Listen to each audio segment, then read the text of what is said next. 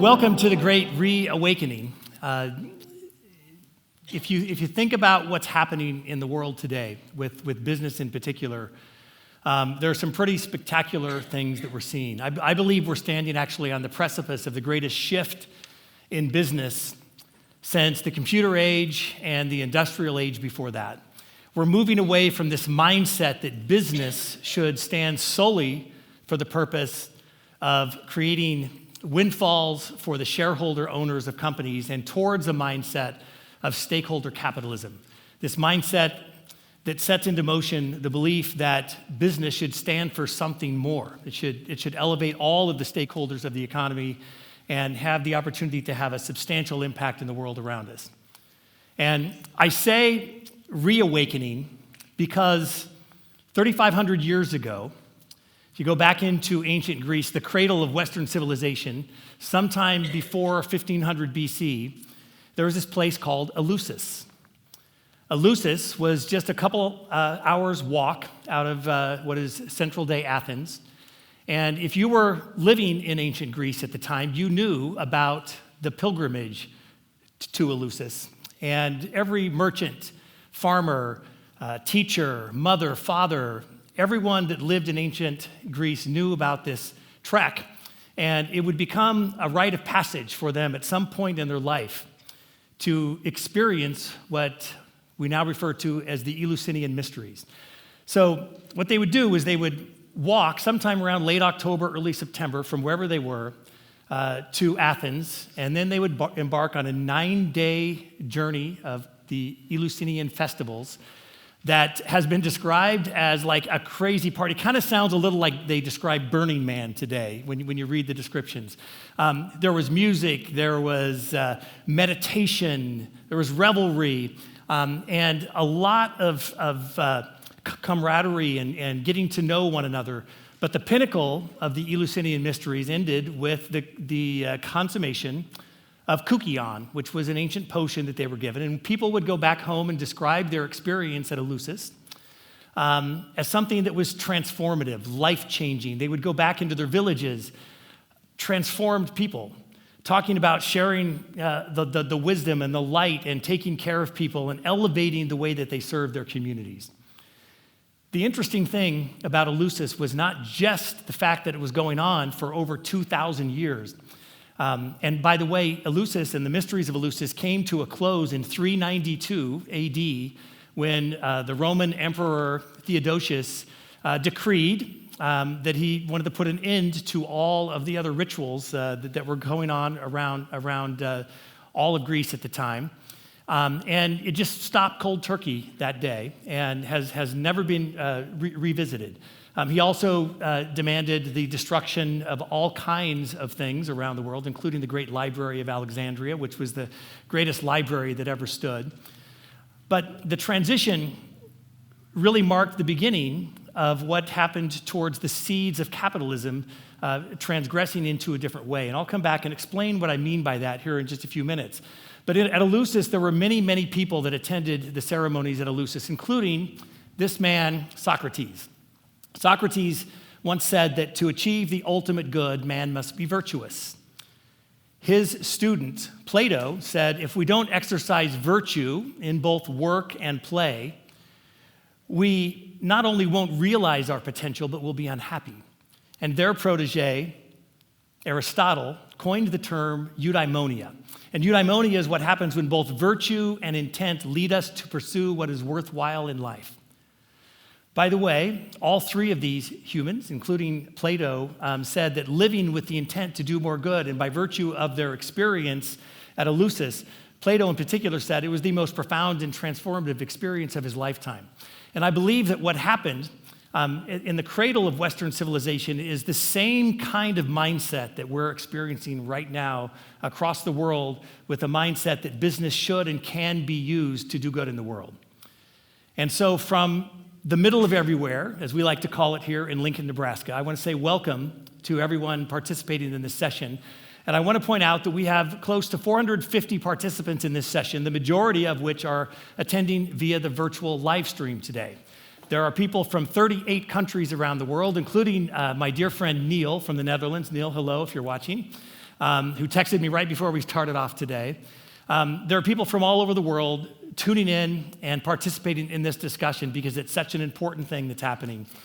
So whether you're part of the live audience here with us in the middle of everywhere today or part of the virtual audience, please lean into the conversation today and participate as much as you possibly can. Graham has already shared a little bit about the agenda. I'm not going to go into the details. I do want to just point out a couple of things. We are setting the course on this conference on a kind of a new way of thinking about how to do a conference. It's a 24-hour event that runs from 3 o'clock p.m. Central Time here today, and that will conclude at 3 o'clock p.m. Central Time tomorrow. We're not going to go, it's not like a lock-in we used to do when we were kids. We're not going to be here overnight, don't worry. But we are going to have a wonderful dinner opportunity, and for those that are here physically present with us, a great opportunity to come together and commune after the session's in today. I do want to point out that if you are thinking that you might want to escape a little early today, you do not want to miss the last session of the day, which will kick off sometime around 5:30. It's a panel on consciousness in business, where we're going to be exploring the parallel paths that we're seeing between the elevation of human consciousness, each of us in our own way, to elevate into becoming the best possible versions of ourselves, and this parallel path we're seeing around business consciousness, where businesses are evolving to serve all of their stakeholders. It's going to be a fascinating discussion. You do not want to miss that. Nor do you want to miss the last two sessions tomorrow afternoon. My dear friend, J.D. Messenger, will be leading us in an activity on core beliefs that will allow us to really dig deep and really understand how to tap into the inner strength and the core power that we all hold, and how to leverage that in meaningful ways. And then we're going to finish when Andy Stoll, who is just an amazing human and an entrepreneur, will finish us off with the future of social entrepreneurship. It's going to be a resounding call to action that all of us need to be familiar with and aware of. So please make sure you're planning to be here at the end of each of these days, and all of the things in between. We have some amazing things coming. Graham mentioned also our volunteers. Now, in your guidebook, if you're here in the physically present audience, you have a list of all of these folks. And if you see them around the building, please say thank you. Our production team that made this event happen today, the volunteers that are helping coordinate it, our advisors, sponsors, partners, attendees, all the current and past speakers that are all contributing and elevating the fabric of the Do More Good movement. Thank you so much. And I especially want to call attention to the two people that year-round make this movement and the conference we're attending today, the ROI of Why possible. Drew Tucson, who's the master of all things graphic, visual, websites, and all of those things, and the Queen Empress of the Do More Good movement, Michaela Scheibet. Let's give a big round of applause to all of these folks.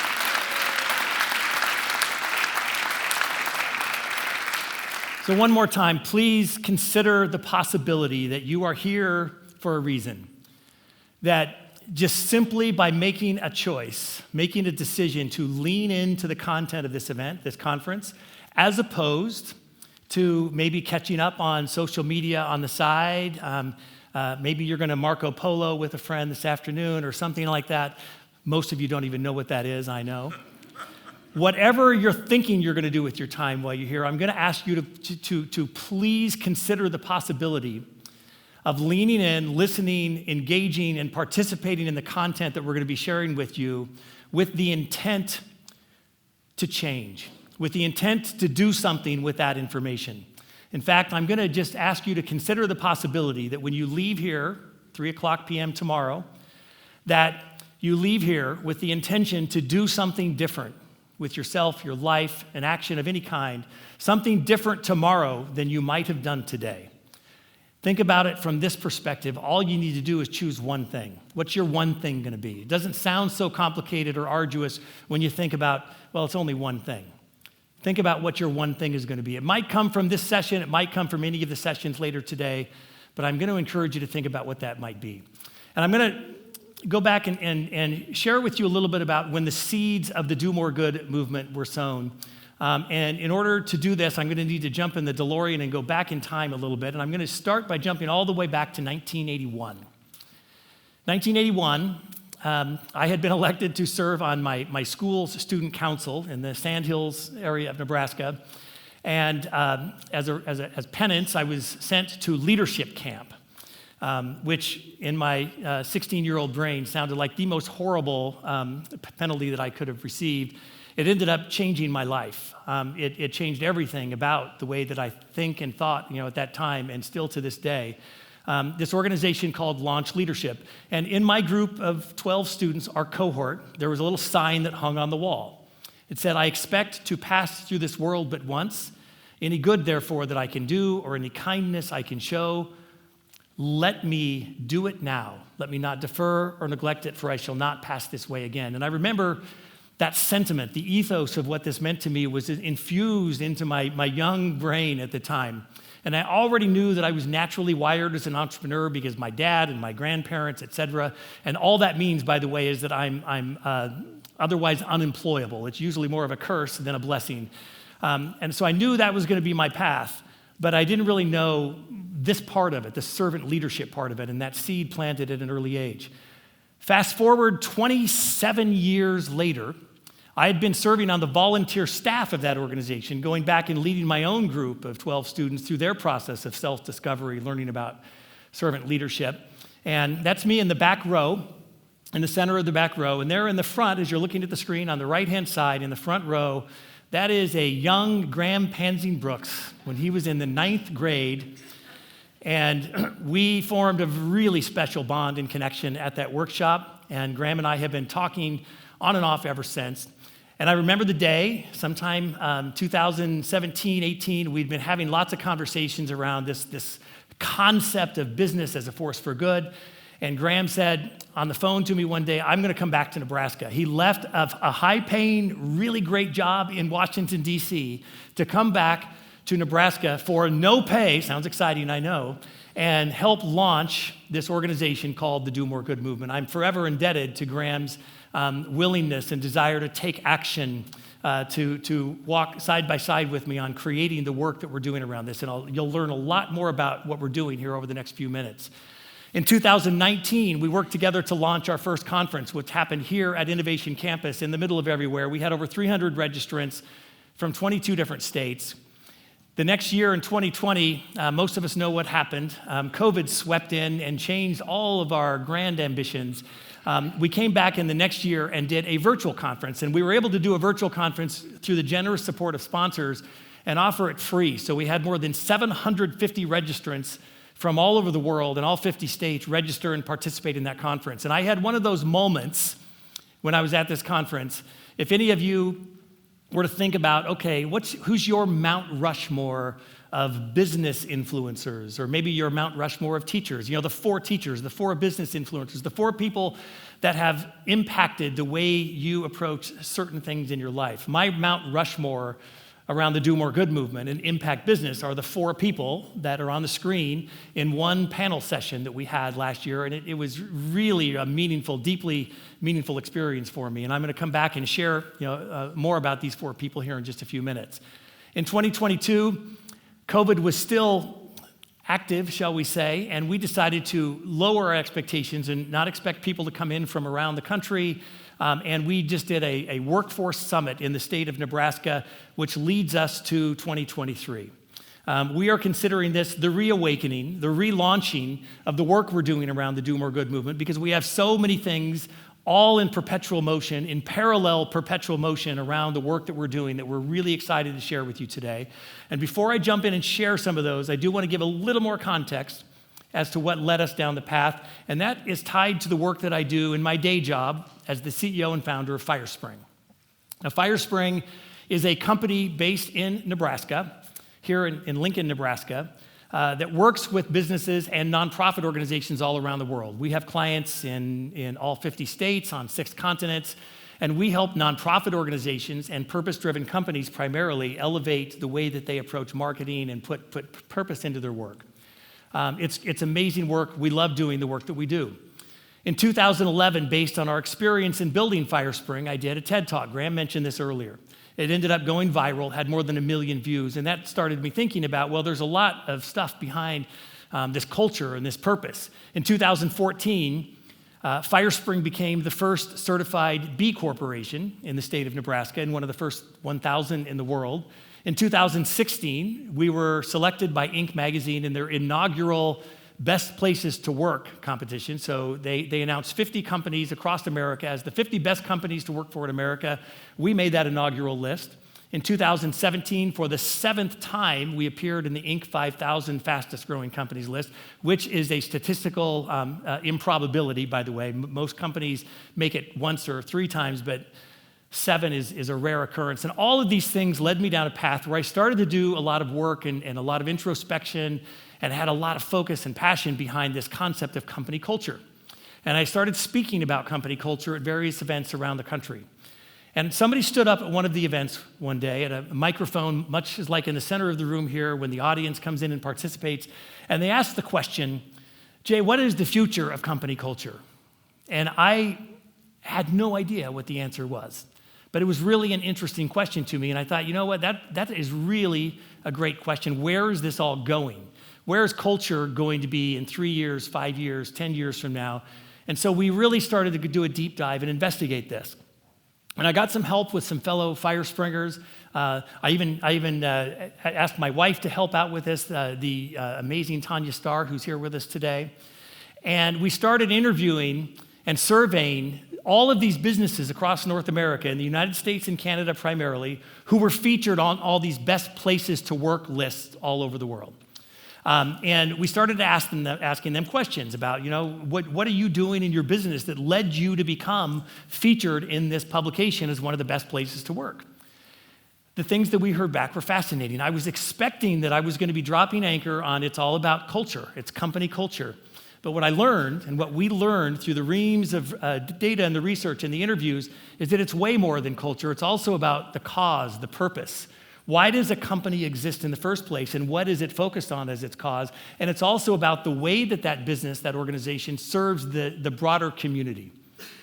And so culture, cause, and community became the pillars of the Do More Good movement. And on top of that pillar, we've built all kinds of constructs, which we'll be sharing more with you about tomorrow when I share the mindsets of a Do More Good company and the attributes of a Do More Good leader. I'm going to give you deep insight into what that research has revealed about us and how we can be great leaders in our organizations. But as I took a stand and kind of stepped away from the research and looked at it holistically, I had this realization that I mentioned earlier today, that we are standing on the precipice of the biggest shift in business that's happened at least since the computer age. This shift towards understanding that business has to stand for something more than just money in the pockets of its owners. It has to in order for it to be successful. I believe that business leaders, companies that do not understand this, I don't believe those businesses are going to be around in 5 to 8 years because the tide is changing that fast. Because people that work for companies want to work in an organization or a company that gives them meaning, that makes them feel like they're part of something bigger than themselves. It's a critical component. And clients, customers of those businesses will not buy products and services from companies that don't have a moral high ground, that don't stand for something more, again, than just making profit. There's a monumental shift happening. And this question comes up, is capitalism evil? I think it's fascinating. There was a study done at NYU a couple of years ago on the exposure of business leaders, capitalism in general, to young people. Let's say 35, because I'm an older guy now, 35 years of age and younger.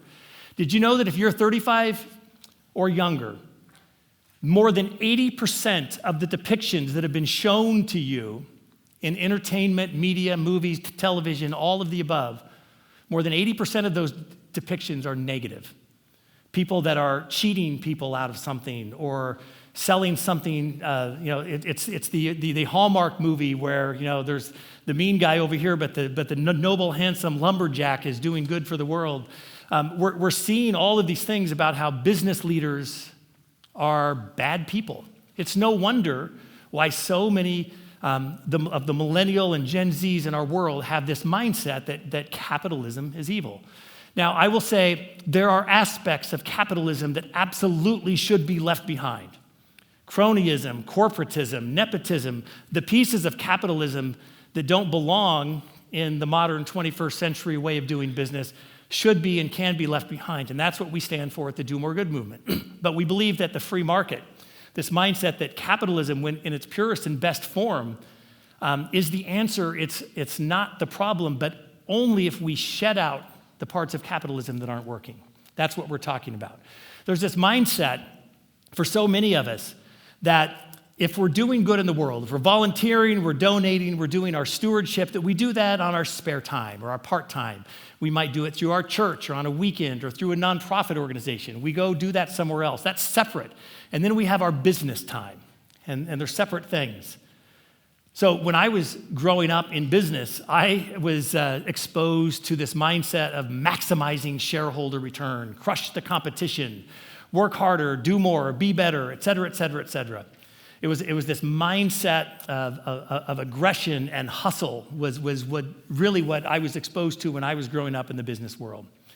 And there's this myth, and I do believe it's a myth, that you can't do well financially in business and at the same time do good, give back to the communities. I think, again, there's this myth that those are separate things. And I disagree that is the way of the world. Mr. Wonderful, Kevin O'Leary from Shark Tank, was quoted as saying, "Go ahead, be evil. Maximize your profits." I disagree with Mr. Wonderful on Shark Tank. I think there's a better way. I'm more aligned with what Mark Benioff, the CEO of Salesforce, says. The business of business is actually about improving the state of the world. And there are many ways that we can do that through business, by protecting our planet, by being stewards of the environment, by elevating the communities that we serve, and by elevating the lives of the people that are part of our organizations. There are many ways that we can use business to improve the world. And why is it so important for business leaders to understand that we need to make this change? I've got some stats I want to share with you. And by the way, I could spend an entire hour sharing stat after stat after stat of this, but I know that we're all of like mind here. We wouldn't be here participating online or in this room if you didn't believe that there's a better way to do business. But consider that 80% of consumers say that when they buy a product from a purpose-driven company, they feel like they're doing some part in making a positive impact. 66% of consumers are willing to switch from a known brand to an unknown brand that is purpose-driven. Purpose-driven companies outperform the stock market by 42%, while companies without a sense of purpose underperform the market by 40%. 79% of business leaders believe that purpose is central to the success of their business. However, 68% of the business leaders who say that purpose is central, say that they don't use purpose as a guidepost in their decision-making process. They're focused primarily on profit. There's a big disconnect there. And within the next couple of years, millennials will comprise 75% of the entire global workforce. And we now know that 75% of those would take a pay cut to work for a socially responsible company. 83% say that they would be more loyal to a company that helps them contribute to social and environmental issues, but yet less than half of those people know what their company even stands for. There's such a huge disconnect with what's going on in the world. Larry Fink, who happens to run the largest investment banking firm in the world, he's not a millennial, not even by a long shot, but he says that profits and purpose are inextricably linked. He says that purpose is not a tagline or a marketing campaign. It's a company's fundamental reason for being. And in fact, he requires all of the CEOs of the companies that this firm purchases to subscribe to a path to purpose, where they are leading the company on a noble and purpose outcome, which means that they're giving back to the communities that they serve and stewarding resources to all of the people that are part of that organization. The book Firms of Endearment does a deep dive research. My friend Raj Sisota wrote this book completely around the concept of understanding that businesses that lead with purpose will outperform the S&P 500 14 times over companies that are not focused on purpose at all. And I want to be clear about what I'm talking about here. I'm not saying that they have 14 times the revenue. We are saying that we have 14 times the profit. Profit is a central component of what every business should and is focused on, should be and is focused on, and we're going to come back and talk about that here in just a moment. So, the Do More Good movement, the work that we're doing is I'm going to start with what we're not about. We're not about politics. We're not about religion. We're not about a marketing strategy. We're not about pretending to be one thing while secretly, you're over here, being something different. We call that greenwashing when you're when you claim to be a steward of the environment and you're spewing things in the canal out behind the factory.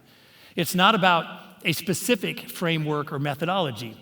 It's about the possibility of aligning with conscious capitalism, committing to 1% for the planet, being a certified B Corp or a registered benefit corporation. It's about all of those things. It's about the belief that business should stand for something more than money in the pockets of the shareholders, bottom line. And every business, every company is somewhere on their path to purpose, right? Some are highly evolved, like Patagonia, for example, and some are just getting started trying to figure out what the next step is. And at the Do More Good movement, what we're here for is to bring these messages and help educate those all around the United States and then the world about the different pathways and the options that are available to them.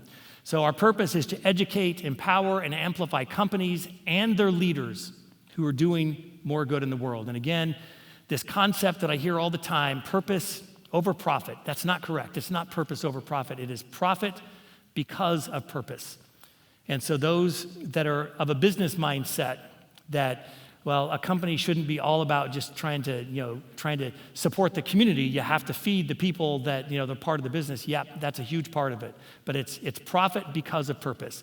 In 2019, when Graham and I stood in front of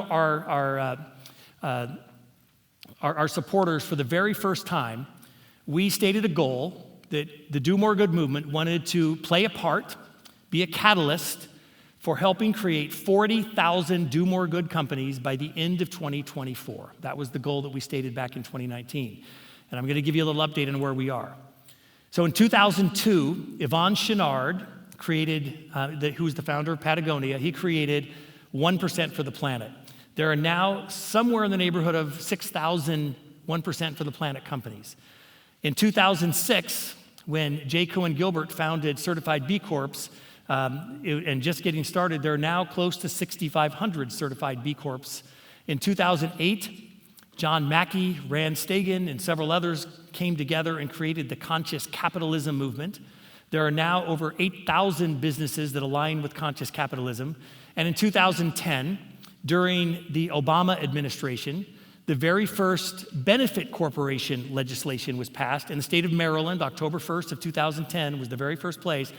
Legislation has now been passed in 37 states plus Washington, D.C., and that legislation makes it possible for a business, for example, here in Nebraska, to register as a benefit corporation, which simply means that when matters come before the decision-making authority of that company, that we take into consideration more than just the profit motive. We take into consideration the environmental and social impact of our decisions. It's that simple. And there are now more than 9,000 benefit corporations all over the United States. Legislation, by the way, passed here in the state of Nebraska in 2014, and Firespring was first in line when it became effective in July of 2014. There are now nearly 30,000 what we refer to as Do More Good companies as a whole of all of these organizations. There are now 30,000 Do More Good companies across North America, and our goal is to get to 40,000 just in the next year and a half. So we have a little time to get there. I do want to come back and share my Mount Rushmore moment again. The four founding advisors of the Do More Good movement, the people that I go to when I have deep questions and really need help and mentorship and understanding what's happening around this space around the world. One is Kate Williams. She's the CEO of 1% for the Planet. The second is J. Cohen Gilbert. Jay is the founder of the Certified B Corp movement and created B Labs, which is the organization that certifies companies all over the world. The third is Rand Stegan. They call Rand in the conscious capitalism world Uncle Rand. He's the one that seeded the idea along with a group of other people and shared it with John Mackey, the CEO of Whole Foods, who then put all of his force and might and power and everything behind the movement, and it's continued to elevate. It's the one that's probably most known now, the conscious capitalism movement. And then Preeta Bansal. Preeta, I'm really proud to say, is from my home state of Nebraska. She was President Obama's chief legal counsel and senior policy advisor during the years when benefit corporation legislation was brought to the forefront, and then it began passing all over the United States. These are the four, in my opinion, biggest influencers in and around the purpose-driven movement, and they are the founding advisors of this movement. We could not do what we do without them, and their stewardship and guidance over the last couple of years has been really critical for us. I want to share a couple things that we're working on. Some of these are updates, and some of them are some new things that we're just starting to get into. First of all, our conference next year, 2024, the dates have been announced, April 10th and 11th of 2024. Registration is going live today on the domoregood.com website, where you can go and register for the 2024 event. I'll give you more details in that here in just a few minutes.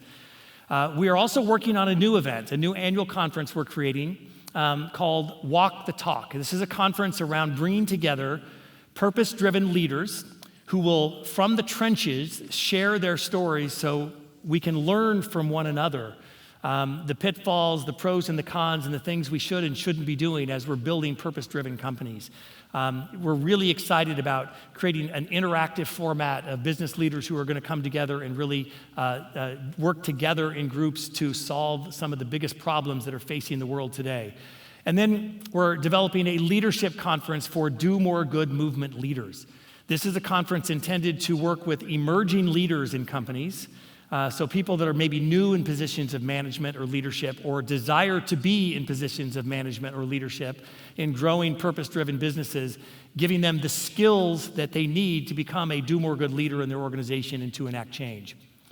We have a workshop series that we're working on where we intend to partner with chambers of commerce organizations all around the United States to bring workshops that are usually about a half day, anywhere from 3 hours to a full half day, to walk business leaders through the process of creating their own map, their own guide for becoming a Do More Good business.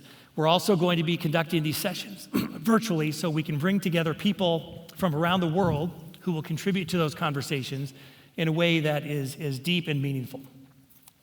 We also have the Fellow Travelers Directory. There are more than 50 organizations listed there now. We're adding more every quarter that goes on. These are organizations like 1% for the Planet, like Certified B Corps, like Arbor Day right here in the state of Nebraska, that are doing really monumental work, providing structure, framework around how to help purpose-driven businesses find a path that is really effective. And we're building the world's largest repository of information around case studies, examples, ideas, all aspects of how social enterprise works in the world, so that we have a resource and a place where people can go and learn from the stories of people that are actually doing this work. And also working on creating the largest directory of benefit corporations around the world. Interestingly, because benefit corporation legislation has been passed again in 37 states, and every state has slightly different legislation that they pass, there is no standard place or directory that you can go to that makes it possible for you to get access to, like, who is a benefit corporation. So that's something that we're working on as well. And Do More Good Publishing. Tony Goins mentioned in his introduction his book, Something in the Water. That was the first book published by the publishing arm of the Do More Good movement, and we're really proud of that. Lastly, and the things that we're working on today, we're refreshing and rebooting the ROI of Why podcast in the next 6 months. Deep dive interviews with purpose-driven leaders across the world that are actually, again, walking the talk and doing the great work. And we have a few things that are on the horizon. I'm really excited about both of these things that I'm going to share with you. One is we are in the process of developing a cohort, the Do More Good Movement Fellows Program, that will bring together somewhere between 20 and 30 leaders that are going to be working together in a cohort, working together with each other. And we're going to do 2 different groups initially as our flagship. One will be in the region, in the state of Nebraska. The other will be an online cohort where we're bringing together people from anywhere across the world who want to participate in this. And I'm going to ask that if you are someone who might be interested in learning more about putting your name in the hat to become part of the inaugural cohort for the Do More Good Fellows program, that you consider dropping us a line, send an email to hello@domoregood.com, and just say, Jay, Graham, whomever, I'm interested in being part of the discussion. We're going to begin the process, and like we do with all things that do more good, we don't want to set off in a silo and create it. We want to help create what that cohort and what that fellow program will look like with input from the participants that are going to be part of that first session. So if you're interested in that, send us a note, and we're going to begin those discussions here in the weeks after this event today. And the last thing that I want to focus on that we're working on, which is something that I think will be monumental for the future of the Do More Good movement and for business in the world and in the United States. It's resources around the concept of becoming an evergreen company. Anybody know what an evergreen company is? Just curious, raise your hand, a few people. An evergreen company, by definition, and the definition that I'm using here was created by the Tugboat Institute, which is an organization that I was an inaugural member of the Tugboat Institute when it started up about 10 years ago. But this organization is bringing together leaders of companies that exist, that have an intention and strive to want to exist for 100 years or more. An evergreen company, like Evergreen Content, is a company that has staying power, that plans to exist, that doesn't want to be built up, sold to the highest bidder, and then dismantled and shut down. An evergreen company is a business that desires to last generations. And I will share with you that the company that I lead here in Lincoln, Firespring, is on a path to become an evergreen company. We are building our company with the mindset of a 100-year plus outlook. And what that means is that every 5 to 10 years, we will have to reinvent ourselves. We're going to have to come up with things and create things that we probably aren't even thinking about today. It's a mindset of constant iteration, evolvement, and growth. So the intention of an evergreen business is to adapt and grow profitably for 100 years or more, and also that success is not necessarily based on a high-valued exit, building something to sell it, but on whether or not we contribute to the communities that we serve and we achieve our goal of purpose. That's what an evergreen company is about. Now, there's some other things that I want to share with you around the concept of companies being built potentially to have perpetual life as opposed to being built to exit. There's a lot of talk about this. You can read in every major news publication across the world all kinds of articles about can companies force themselves to do good. There's all kinds of discussion around new corporate structures, et cetera. And perhaps the biggest example of that is Chobani. If you've read stories about how they're evolving to become decentralized and for the employees of this organization to become the stewards of the company. But by far the biggest example of late is Yvon Chouinard and the fact that he essentially gave his company, Patagonia, rather than passing it on to his children, he decided to give his company to the community, to a nonprofit organization that will use the resources, the profits that the business generates to create a more positive world. And what he's using to do that is this mechanism called a perpetual trust. And I want to share with you a little bit about what a perpetual trust is. A perpetual trust means that you have two different entities. One of the entities is a charitable entity. He calls it a holdfast collective, and this is a 501c4 organization. It's a charitable entity that basically receives all the dividends, the profits that the company generates. Some of the profits go back into the company to invest in the company. There's a formula that they follow. But whatever is deemed as excess, what might have, in some cases, usually go to the shareholder owners, instead that goes to this nonprofit that is going to use it to make environmental impact on the world. A different company called a Perpetual Purpose Trust actually controls the voting rights of the organization.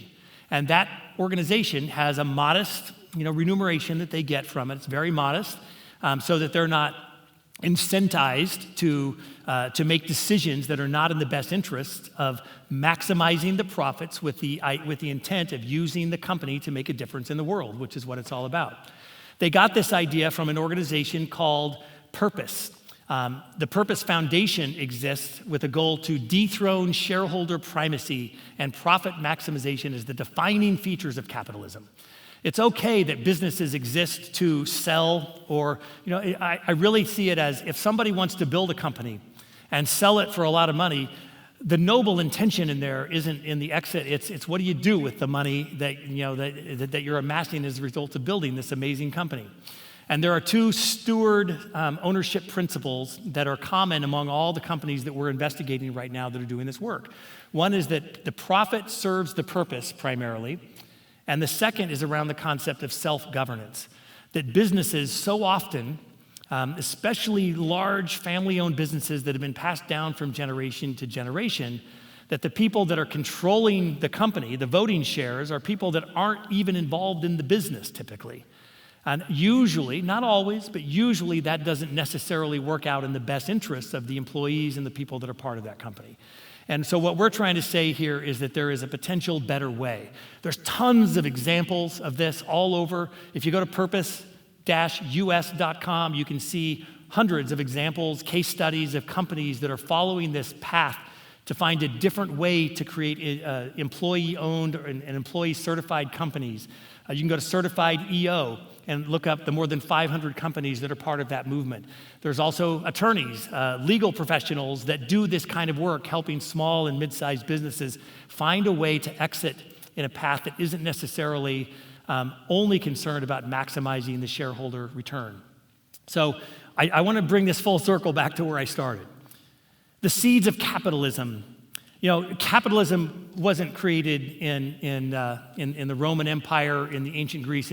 It certainly wasn't. It was created in Europe, and Adam Smith, and we could go on all day about the seeds of capitalism that were created in more recent times, just the last several hundred years, the last millennia for sure. But if you go back into ancient Rome, 2,500 years, 1,500 years and beyond, and you see what was happening, this is fascinating to me.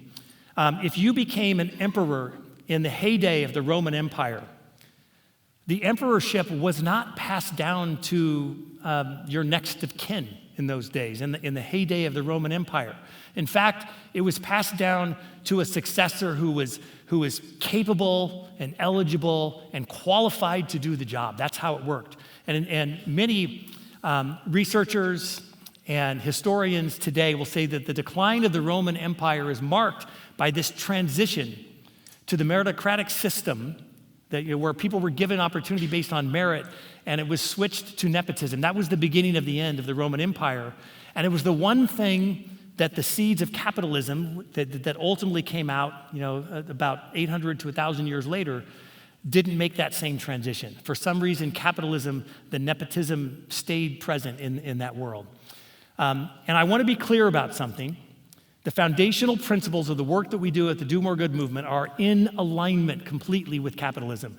We believe that freedom of choice is the key element of a flourishing free enterprise system. Evergreen companies, the kind of companies I'm talking about in this example, they could be family-owned, they could be employee-owned, they can be controlled by a perpetual trust. What we want to do is create opportunities and education and shine the light on alternative paths that people can consider as they're building companies and determining how they want to build to exit and go on to the next thing. And throughout the course of this event today and tomorrow, I'm going to give you lots and lots of examples of ways that we're going to be doing this work.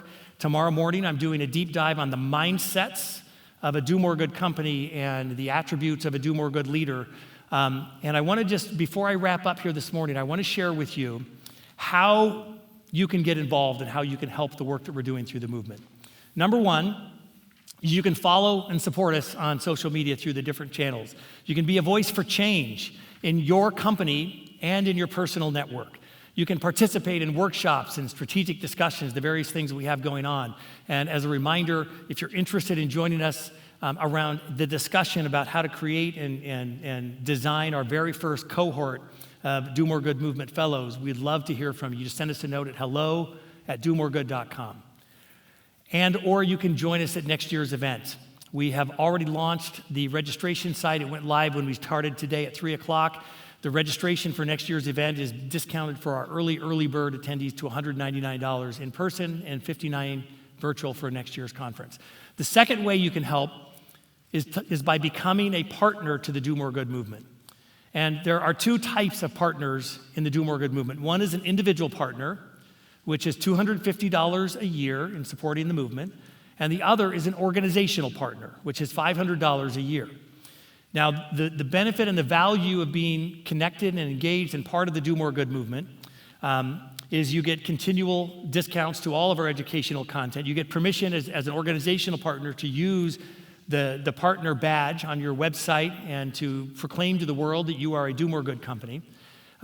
Recognized at all of our educational events and conferences, and we are in the process of building the Do More Good Movement Premium Partner Resource Hub, which will be launched sometime here in the next 6 months. All of the content from this session today is going to be made available only online, only to the people who are here participating in the event today, whether you're online or in person, or through the partner program, through the Premium Partner Resource Hub. I do want to mention also, this is one thing that we're going to be announcing at the conference here today, and I'll remind everybody about this tomorrow as well, that we're offering a special opportunity, a discount of $199 on becoming an individual partner. If you are so inclined to become an individual partner of the Do More Good movement as a result of participating in this session today or tomorrow, we are actually, we've never offered a discount to become an individual partner. By the way, this is the number one way that we sustain our movement. The work that Graham and I do, we're unpaid volunteers, and the entire movement is based on the work of volunteers that are working together. We're working on the process of putting together a staff of people who can be working on creating the content, the materials, and all the educational sessions, the fellows program and the directories. We're working on putting that together, and the way that we're planning to build that is by building our partner program up. So this is the number one way that we're growing. We don't want to constantly be going out asking for grants and proposals and things like that. And if you become a Do More Good partner at $199, you automatically get one full ticket to the ROI of Y conference for next year. And if you become an organizational partner, the first 250 companies that agree to become an organizational partner will get status as a founding partner. Only the first 250, and then the founding partner program will shut down. I do want to just do a quick shout out to the 9 organizational partners that are part of Do More Good today: Akira, Bulu, Culture Acceleration Group, Faya Candles, Firespring, Foundry Community, Impact Grove, Red Brush, and Sea Change. Those are the 9 that have already become organizational partners for the organization. And lastly, number 3, become more informed. Continue to research and educate and dig deep into understanding all the various ways that we can use business as a force for good in the world, and become more aware. Once you're informed, you can only do so much unless you're aware of what's going on around you and aware of what's going on in your own mind, in your own head. With awareness, there is choice. Without awareness, there is only habit. And with awareness, we can choose to take a path of impacting the company we're with and the personal network we're part of to become the best version of that company and of ourselves. And to become an advocate for change, become a Do More Good leader, which we'll do a deep dive in tomorrow. And lastly, become the best possible version of yourself in the mindset of Do More Good leadership. These are the important constructs of what we're working on with the Do More Good movement. I encourage you to, again, lean in, participate, actively engage with every aspect of the conference, and continue to focus on what your one thing is going to be. What are you going to walk out of here tomorrow and do differently the next day that you may not have been doing when you walked in here today? It's never too late to be what you might have been. Thank you very much for your time today.